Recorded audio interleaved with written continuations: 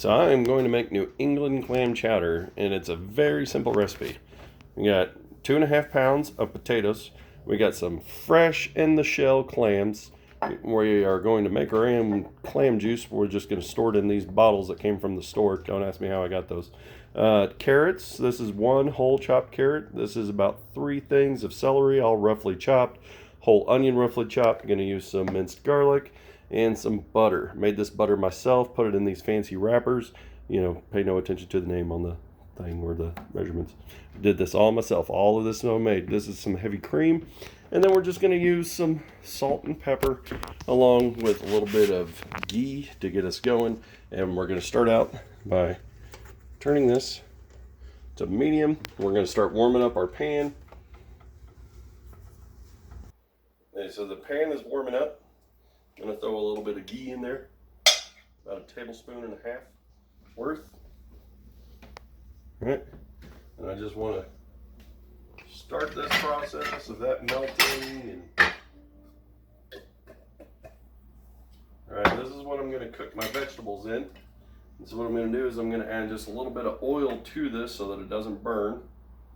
Just a little bit, not a lot. About 1 tablespoon's worth. Oops, heavy spatula. Just want to move this around, coat the inside of the pan. Okay, that ghee melted pretty quick. Okay, ghee is just clarified butter. Right? Ghee. You know, from the back of the throat. Okay, so what we're going to do is we want to caramelize our vegetables. Okay, so I'm going to start with my onions.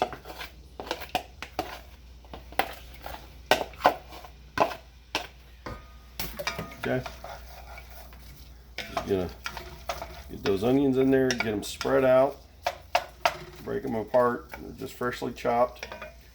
And I'm just gonna add a little bit of pepper, a little bit of salt. All right, that's gonna start drawing out that moisture for us. Okay. Now, I know some people might be thinking, oh man, that was a lot of salt. Yeah, it was. But I'm not just cooking the oil or the onions in there. Okay, I just got my onions started in there. Now I'm going in with my celery and my carrots. All right, get everything mixed up. Now again, everything is just kind of rough chopped. All right, I wanted everything to be roughly the same size, so there's a little bit of pieces that are kind of small. Those are going to kind of cook down. All right, and this is what really is going to set up our flavor for our food. Let's get the rest of the ghee off of that spoon.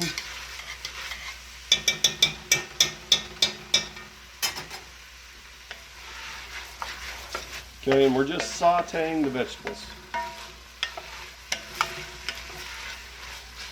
So just going to keep them moving. All right, we don't want them to sit too long or they could start to burn. Okay, now while we got those in there cooking,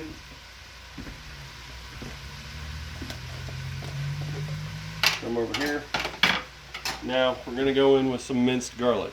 All right, so this is one of those seasonings that you just got to measure with your heart and you know, let your ancestors tell you when to stop. And we'll say it's about right. This is about 2 tablespoons worth. And just a little bit more. All right. So that's it for that. Get this worked in, mixed in with everything else.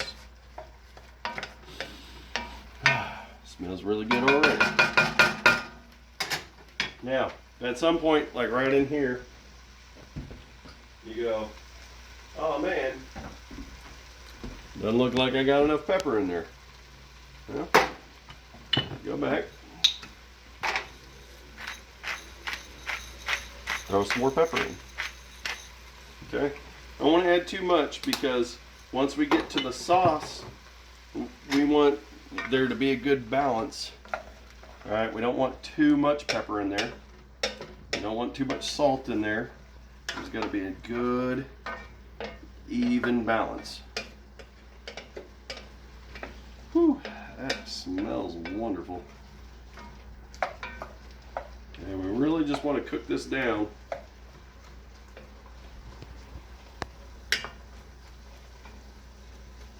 Now this portion, when we're sauteing the vegetables, it's going to take us about 20 minutes, and here's why. It's right about now, when all those vegetables are starting to release all that moisture from them, we're going to go in with our potatoes. Now I'm using Yukon Gold potatoes.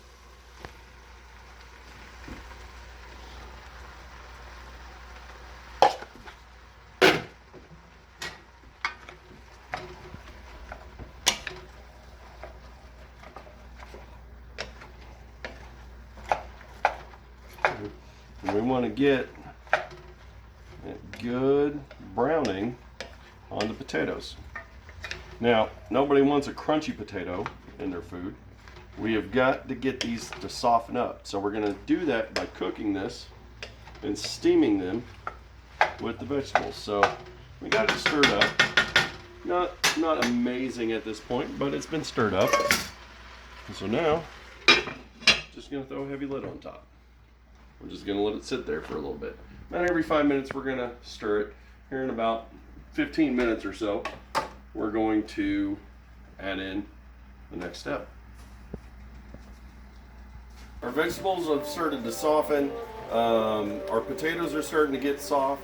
Right now what we're going to do is we're going to start working on the sauce portion. I'm going to put in a whole stick of butter.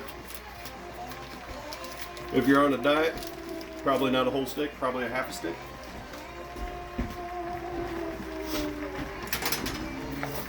And we're going to get that down there to the bottom. And we're going to start melting.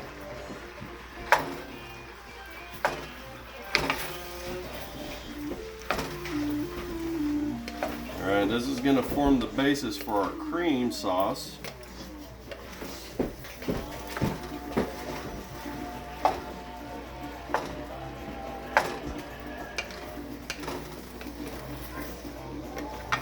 We got to be really careful when we're using a big heavy pot like this.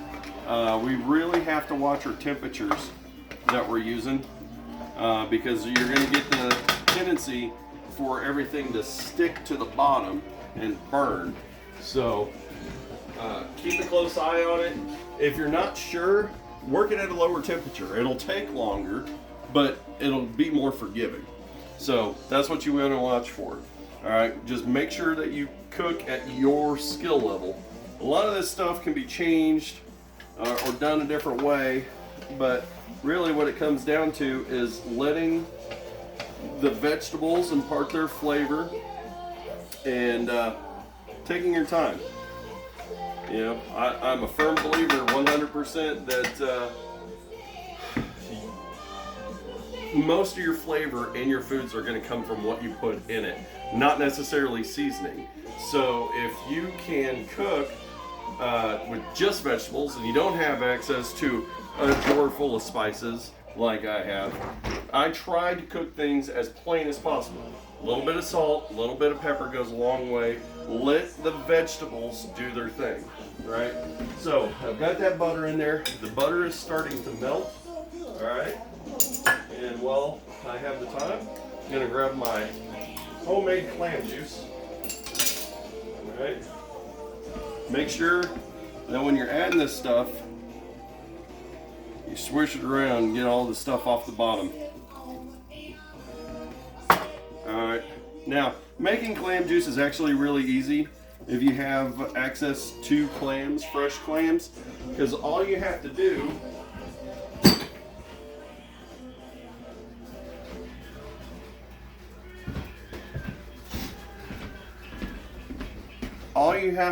in order to make clam juice is you want to get fresh clams.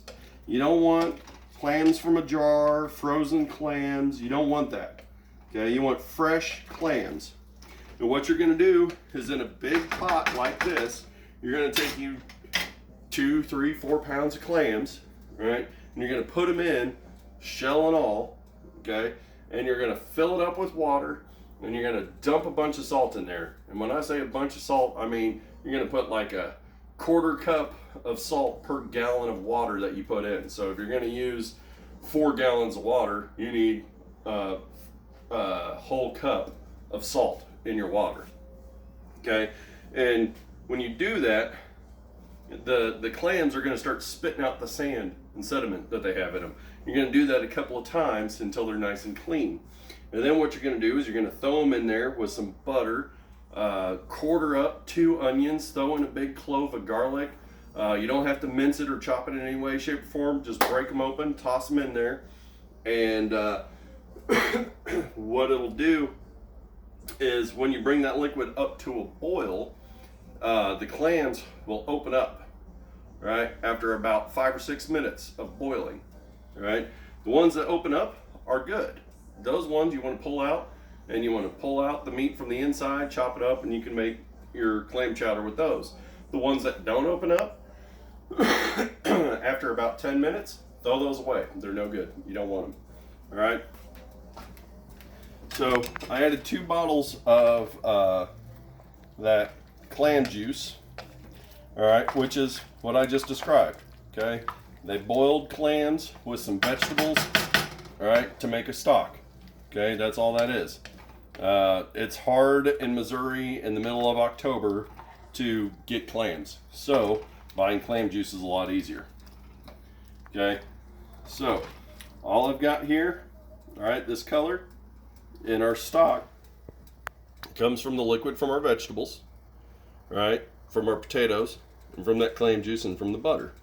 All right, so what we want to do is we want to bring this back up to a simmer, or bring it back up to a boil, and then we're going to turn it down. So turn this up just a little bit, and I'm already starting to boil, but that's not a full boil just yet, so I'm going to hold off on it until the whole thing's boiling.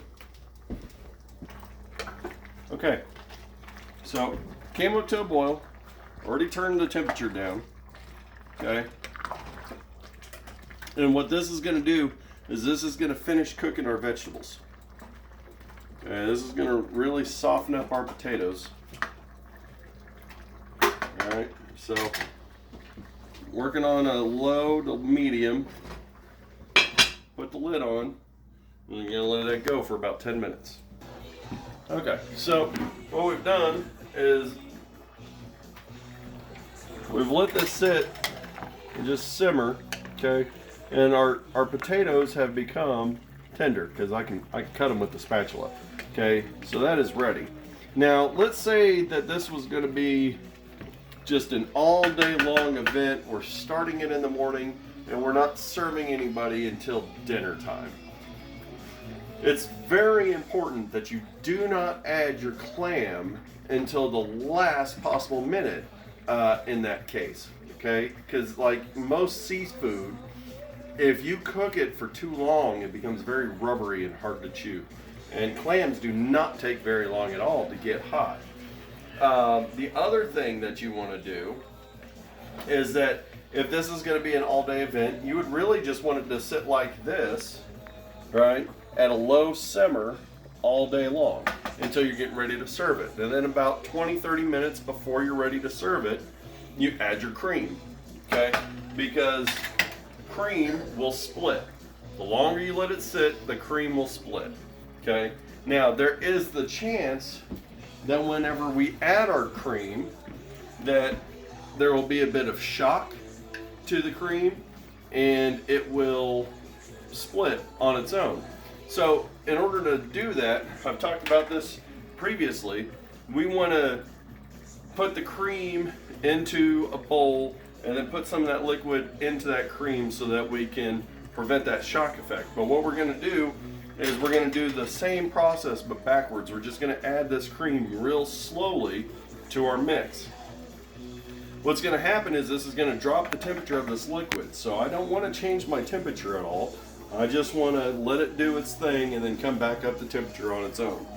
Okay, so while I'm stirring, Just going to work in one spot.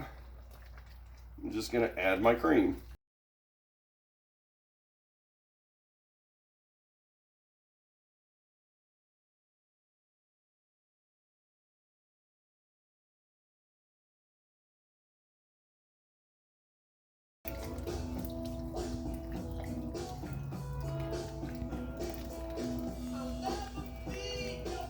Okay, so now that our cream has been added, now I want to get in there and I really want to mix this well. Make sure you get the bottom. Trying to get that fond that we created when we were trying to caramelize our vegetables. Okay, now what we're going to do is we're going to just let this sit again, same temperature. We're not going to turn it up. We're going to let it come back up to temperature. Put your lid on it and just let it sit. That's what I thought. Alright, so this is boiling again. I want to turn this down a little bit more.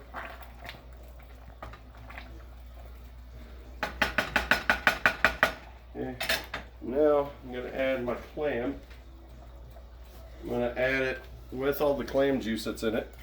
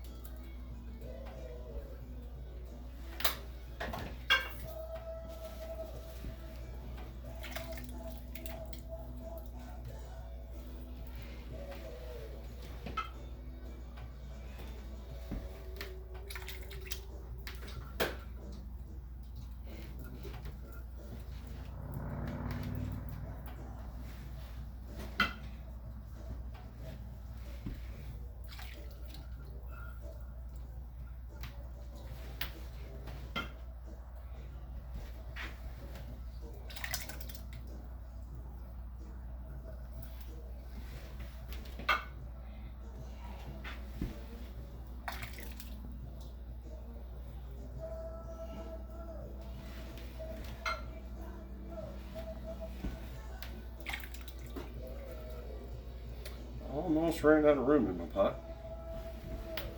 But there we go. So now just going to be really careful about how I stir this. And what we're going to continue to do is like what we've been doing.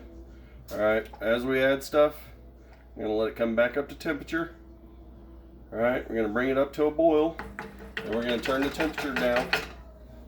Alright, and that's going to reduce this volume. Okay, if after 30 minutes or so, if it's still, you got a lot of liquid and it's not really breaking down any, add some flour to it. All right, and then here in about 10-15 minutes, we'll check the flavor and we'll see if we need to add any more salt or pepper to it. Okay, so everything's done.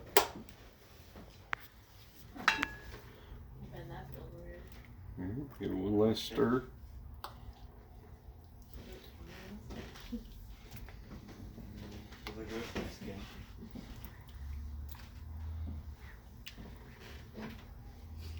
Hi. All right, and there you go. Clam chowder. And